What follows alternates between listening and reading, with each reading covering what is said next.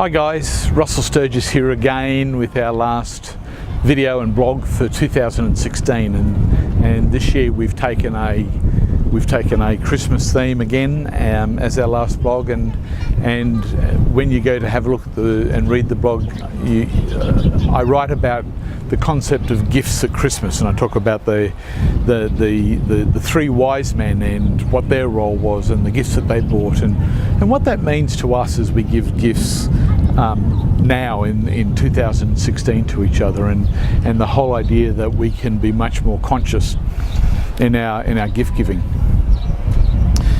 During the course of the blog, I write about the fact that a big theme of Christmas is often seen in our Christmas carols, and of course peace on earth and goodwill to men and joy to the world.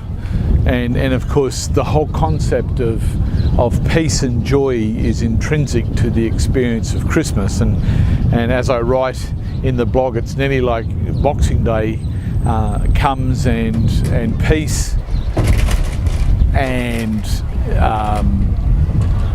joy nearly go out the window. Sorry about that noise, we've had a bit of a wake push one of the boats over next to the jetty just to my right. So this concept of peace and joy nearly gets thrown out with the Christmas wrappings on Boxing Day. Peace ultimately is what it is that you choose as the thing that you desire most. It's a choice. Joy is the consequence of choosing to live life in a place of peace. So peace is this whole notion of being able to live your life in a place of inner stillness, and they go hand in hand with each other. So as you're able to maintain awareness and stay in the place of that which observes, you foster a greater sense of inner stillness, and that inner stillness leads to inner peace. Now that doesn't mean to say that what's happening around you is peaceful, but it means that you're able to maintain your peace.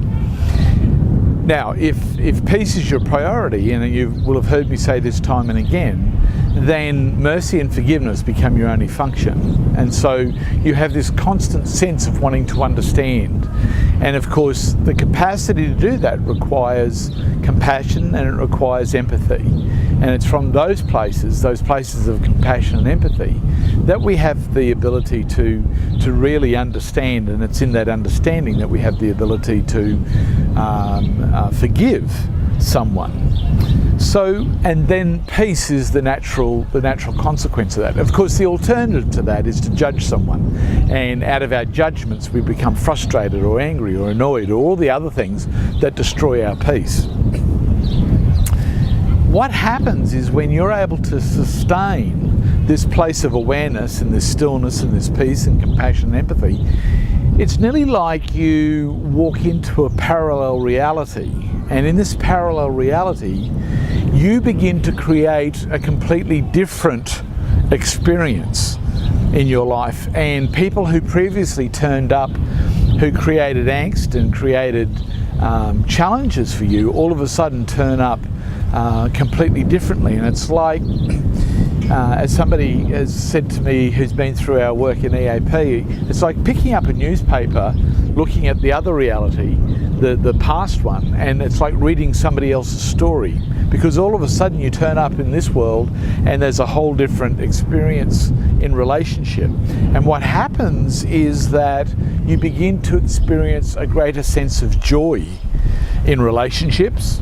You begin to experience joy in fulfillment, because now, instead of focusing on your pain and your suffering and the challenges of life, when you move into that place of awareness, in awareness you find opportunities to serve, you find opportunities to do goodwill. Peace on earth and goodwill to all men. And so it's like when you start to choose to be a peacemaker, you naturally start to function with goodwill, and you see opportunities to serve, and there's fulfillment in that. There's an opportunity to have a greater sense of inner well-being. and one of the themes that has occurred, reoccurred many times during the course of this year and in previous years, are people who have left either as a result of having done EAP or as a result of things that have gone on in their life, who have left the corporate world where they were earning really good money and all of a sudden found themselves in service opportunities where they were probably earning half of what they were before, but they're happier, they're healthier, they're more joyful, and so that their lives really reflect this ability to live life in stillness and as a peacemaker by maintaining this greater capacity for awareness. So at this Christmas, I'd like to extend to you the invitation to give some thought to how you could sustain peace and goodwill and joy beyond Boxing Day, so that those things became a reality not just on the 25th of December and the weeks leading up to it and maybe a few days afterwards, but something that becomes a constant reality throughout the whole year. Some of you will have watched nearly all of the videos that I've done this year, and I thank you for following those, and some have gone and I hope you've enjoyed them, and some of you may have only watched one or two, and some of you this might be your first. Whatever your engagement with EAP has been in terms of the blogs and the videos, I thank you for taking the time. We're going to continue to do these during 2017. We get some really lovely feedback from people about the differences that these videos are making and these blogs are making in their lives.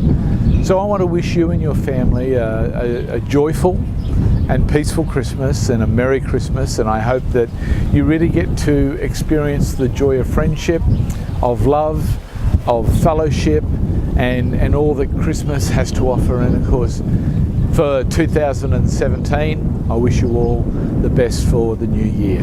Anyway, thank you so much and look forward to speaking with you again in the new year. Cheers. Bye for now.